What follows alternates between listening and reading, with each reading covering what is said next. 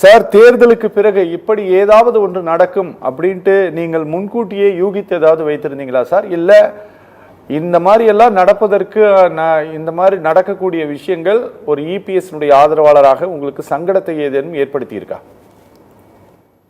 சத்தியம் டிவி நேயர்களுக்கு வணக்கம். தேர்தல் முடிஞ்சு புதிய முதல்வர் வந்ததுக்கு அப்புறம் இன்னைக்கு தான் சத்தியம் டிவியில பேசுறேன். தமிழக மக்களின் ஏகோபித்த ஆதரவை பெற்று ஒரு புதிய ஜனநாயகனாக அவதாரம் எடுத்திருக்கின்ற மாண்புமிகு தமிழக முதல்வர் விஜய் அவர்களுக்கு மனமார்ந்த பாராட்டுதல்களை முதல்ல தெரிவிச்சுட்டு, இந்த திமுகவுடைய ஈகோ சிஸ்டம் அப்படிங்கிறது பாத்தீங்கன்னா பல 1000 கோடி ரூபாய செலவு பண்ணி அரசியல் விமர்சகர் பத்திரிகையாளர்கிற பேர்ல தொடர்ந்து 4 வருஷமா ஐரோப்பிய மாடல் ஆட்சியை பாரு, ஆப்பிரிக்க மாடல் ஆட்சியை பாரு, அது கருத்து கணிப்பு வேற 168க்கும் மேற்பட்ட தொகுதிகள்ல திமுக பிடிக்கும் இப்படி எல்லாம் சொன்ன இந்த இவ்வளவு திமுக அராஜக அட்டூழியங்களை மீறி அதிமுக அந்த இடத்துல ஜெயிக்கும் அப்படின்னு நான் எதிர்பார்த்தேன். உள்ளபடியே எதிர்ப்பு ஓட்டுகள் அப்படியே அதிமுகவுக்கு வருது. ஆனா அதை இரண்டே வருடத்தில் கட்சி ஆரம்பித்த மரியாதைக்குரிய முதல்வர் சாதிச்சு காமிச்சிருக்கிறாரு. சோ திமுக தீயசக்தி, திமுக அழிந்தது ஒளிந்தது என்ற முறையில பாத்தீங்க அப்படின்னா முதலமைச்சரே தோற்கடிக்கப்பட்டிருக்கிறார். ஐரோப்பிய மாடலை பாரு அப்படின்லாம் உட்காந்து சாயந்தரம் 7 மணில இருந்து 10 மணி வரை கூவாங்கள. முதலமைச்சரே சொந்த தொகுதியில் ஒரு சாதாரண பிரச்சனையிடம் தோற்கடிக்கப்பட்டிருக்கிற மிகப்பெரிய எதிர்ப்பு அலை அதிமுக வராம அது விஜய் கை கொடுத்திருக்குது. சோ முதல்வருக்கு மீண்டும் நான் பாராட்ட சொல்லிக்கிறேங்க. எனக்கு முன்னாடி பேசின ஐயா பெரியவர் சொன்னாரு, திமுகவோட வாரிசு அரசியல் அப்படின்னு சொல்லுவாங்க. அதுதான உண்மை. சமூக நீதியும் வாரிசு அரசியல் எப்படி சார் ஒன்னா முதல்ல பயணிக்க முடியும்? வாரிசு அரசியலோட ஒட்டுமொத்த கூடாத ஒரு காலத்துல கருணாநிதி கேட்பார், இது என்ன திமுக சங்கரமடமான்னு கேட்பாரு. அது சங்கரமடத்துல அப்படி இல்ல. திமுக அன்னைக்கு கருணாநிதி அபகரிச்சாரு, அதுக்கப்புறம் ஸ்டாலின், அதுக்கப்புறம் அவரு பையன் உதயநிதி, அப்புறம் இன்பநிதி, அவருக்கு பிறக்கிறவரு. அதிமுக ஜனநாயக கட்சி தான் பிரச்சனை. கவர்ச்சிகரமான ஒரு தலைவர் எம் ஜி ராமச்சந்திரன் இந்த கட்சியை தொடங்கினாரு. அதுக்கப்புறம் அதே சினிமாவில இருந்து வந்தவங்க ஜெயலலிதா அந்த கட்சி வழி நடத்துறாங்க. சாதாரண மனுஷன் நேற்று வரைக்கும் நம்ம கூட உட்கார்ந்து இந்த எடப்பாடி பழனிசாமி இன்னைக்கு அந்த கட்சியுடைய பொதுச் செயலாளராக வந்துட்டாரு. அப்படிங்கிறப்ப அந்த ஏற்புத்தன்மை அப்படிங்கிறது அதிமுகவுல இல்ல. அதுக்கு போராடினாரு. பல துரோகிகள் இந்த கட்சியில வெளியேறினாங்க, வெளியேற்றப்பட்டார்கள். ஆனால் இப்படி ஒரு தோல்வி வரும் என்று நிச்சயமா நான் எதிர்பார்க்கல. ஆனா உங்க டிவிலேயே நான் 2 ஆண்டுகளுக்கு முன்னாடி சொல்லியிருக்கேன், 2026 is the acid test for mister Edappadi Palaniswami. மீண்டும் ஒரு தோல்வி ஏற்பட்டால் ஒரு கடுமையான விளைவுகளை உட்கட்சியிலிருந்து சந்திக்க நேரிடும் அப்படின்னு நான் வெளிப்படையா பேசியிருந்தேன். இதுல நான் என்ன கேட்கிறேன்னா சார், ஒரு விதத்துல எனக்கெல்லாம் பிறப்பு எதிரி அப்படின்னாவே திமுக. அந்த திமுக இந்த இடத்துல பாராட்டுறதுல தவறு இல்லைன்னு நினைக்கிறேன். திரு எம் ஜி ராமச்சந்திரன் அவர்கள் 77 முதலமைச்சரா தொடங்கினதுக்கு அப்புறம் ஏறத்தாழ 13 ஆண்டுகள் வனவாசம் திரு கருணாநிதி அவர்களுக்கு. தொடர் தோல்வி. ஆனா அந்த கட்சியில எந்த ஒரு சிறு சலசலப்பும் இல்ல. யாரும் 2ஆம் கட்ட நிர்வாகிகள் வெளியேறல. அது முதல் பாயிண்ட். அதே மாதிரி 93 திரு வைகோபால் சாமி அவர்கள் செங்குத்தா அந்த கட்சியை பிளந்தப்ப கூட கிட்டத்தட்ட 12-14 மாவட்ட செயலாளர்கள் வெளியேறினப்ப கூட அந்த கட்சி மறுபடியும் மறு உருவாக்கம் பண்ணி திரு கருணாநிதி அவர்கள் கட்டியமைத்தார். அதிமுகவுல என்ன பிரச்சனைனா சார், இந்த டிஎன்ஏ பாக்குறப்ப பதவி இல்லாம என்னால இருக்க முடியாது.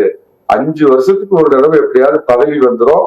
ஒண்ணு அந்த பதவி கிடைக்கலன்னா என்னுடைய குல எதிரி திமுகவுல போய் பன்னீர்செல்வம் மாதிரி சேர்ந்துக்குவேன், ஜேசி பிரபாகர் மாதிரி சேர்ந்துக்குவேன், அந்த மாதிரி சேர்ந்து திமுக கிட்டே போய் பதவி வாங்குவோம் அப்படின்னு தான் இவங்கதான் இத்தனை நாள் அம்மா வாழ்க்கை, புரட்சி தலைவர் வாழ்க்கை, நாங்கெல்லாம் அம்மாவின் தொண்டர்கள் நடிச்சுட்டு இருந்தாங்க. இதுதான் விஷயம். முதல்ல கவர்ச்சிகரமான தலைமை கீழே இருந்த ஒரு கட்சி ஒரு சாதாரண மனிதனின் அதிகாரத்துக்கு கட்டுப்பட மறுக்கிறது. அதே சமயத்துல திரு எடப்பாடி பழனிசாமி அவருடைய அணுகுமுறையில இன்னும் மாற்றங்கள் தேவை, அவர் இன்னும் சில சரியா பண்ணிருக்கலாம் அப்படின்னு அவர் மேல வைக்கப்படுற குற்றச்சாட்டை நான் முழுவதுமா மறுக்கல. அதுவும் இருந்தது. ஆனால் அவர் ஒரு சாதாரண மனிதன், என்ன பண்ண முடியும் இதுக்கு மேல? கிட்டத்தட்ட ஒரு வருடத்துக்கு முன்னாடியே பாத்தீங்கன்னா 200 தொகுதியை சுத்தினாரு, தன்னந்தனியா எல்லா இடத்துலயும் போனாரு, பிரச்சாரம் பண்ணாரு, கட்சியை கட்டமைச்சாரு, பூத் கமிட்டி எல்லாம் போட்டாரு. பட் இங்க அடிச்சது திமுக எதிர்ப்பு சுனாமி பேரலை. அந்த பேரலைக்கு பக்கத்துல பாத்தீங்கன்னா விஜய் ஆதரவு அலை. கிராமத்துல ஒரு பழமொழி சொல்லுவாங்க, அந்த மாதிரி காத்திருந்தவன் இதை நேற்று வந்தவங்க தள்ளிட்டு போயிட்டாங்க. விஜய் தேர்தல் முடிவுகள் பத்தி வேணாம் சார், அது நாங்க பேசிட்டோம், நிறைய பேசிட்டோம். இப்ப கவர்மெண்டே ஃபார்ம் பண்ணிட்டாங்க. இப்ப ஏடிஎம்கே ஏற்பட்டிருக்கக்கூடிய இந்த ஸ்பிளிட் இருக்குல்ல, இது இந்த உடைப்பு அப்படிங்கிறது இது இந்த கட்சிக்கு நல்லது அப்படின்ட்டு ஒரு தரப்பு சொல்கிறது. அதுதான் நாங்க இது நல்லதான்னு உங்ககிட்ட கேட்க விரும்புறோம். நல்லதுன்னு யாருமே சொல்ல மாட்டாங்க சார். நான் என்ன எதிர்பார்த்தனா, எப்படி இது வரைக்கும் எந்த முதல்வரும் இல்லாத மாதிரி ஒரு கோட் சூட்ல வந்து அசத்துறாரோ அதே மாதிரி இவருடைய அரசியல் வெளிப்பாடும் அந்த மாதிரிதான் இருக்குன்னு நினைக்கிறப்ப 10ஓட 11 அத்தோட 11ங்கிற மாதிரி இவரும் அதே வழியை கடைபிடிக்கிறாரு. ஒரு பெரிய கட்சி, தமிழகத்தை ஆண்ட ஒரு கட்சியில இருந்து ஒரு குரூப் ஒரு 17 பேர் போய் ஆதரவு தரோம் அப்படின்னு சொல்றாங்க. அவங்கள போய் சந்திக்கிறார் என்ற மரியாதைக்குரிய முதலமைச்சர். ஆனால் ஒரு முன்னாள் முதலமைச்சர் எடப்பாடி பழனிசாமி இது வரைக்கும் சந்திக்கல. அப்படி வெளியில இருந்து ஆதரவு தரணும். இவங்களை இத்தனை நாள் என்ன சார் சொன்னாரு? ஜெயலலிதாவை வந்து ஊழல் சக்தின்னு சொன்னாரு. எம்ஜிஆரை ஏத்துக்கிட்டாரு, அண்ணாதுரை ஏத்துக்கிட்டாரு. ஜெயலலிதாவை இன்னைக்கு வரைக்கும் ஊழல் சக்தின்னு சொன்னாரு. அதிமுகவே ஒரு ஊழல் சக்தி அப்படின்னு சொன்னாரு. இப்ப இவரோட சேர்ந்த உடனே புனித நீர் தெளிக்கப்பட்டு தேவாலயத்துல அவங்களுக்கு வந்து இது வைக்கப்பட்டு அவங்க எல்லாம் புனிதர்கள் ஆயிடுவாங்களா? நான் முதலமைச்சர் மற்றவங்கள மாதிரி இருக்க மாட்டார். நிச்சயமா ஒரு புதிய கண்ணியமான அரசியலை பண்ணுவான்னு எதிர்பார்த்தான்.